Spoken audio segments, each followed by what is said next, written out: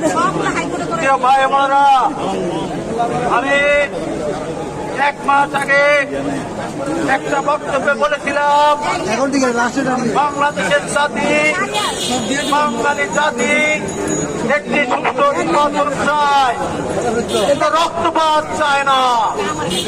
ইতিমধ্যে প্রশাসনের মদতে তারা রক্তপাত ঘটিয়েছে। ঢাকা বিশ্ববিদ্যালয়ের পিপি মানি সারা বাংলাদেশে তার সমর্থন রয়েছে। তাকে নির্মমভাবে প্রশাসনের লোক হত্যার জন্য চেষ্টা করেছেন। তিনি এখন মৃত্যুর সাথে পাঞ্জা লড়ছেন, আশঙ্কা মুক্ত এখনো হয় নাই। আমরা বর্তমান সরকার প্রশাসনকে বলে দিতে চাই, ভিডিও ফুটেজ দেখে 24 ঘন্টার মধ্যে তাদেরকে গ্রেপ্তার করুন।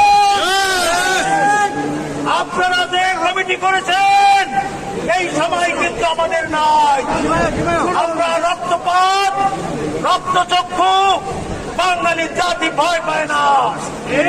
হাসিনা পালাই যাইতে পেরেছে,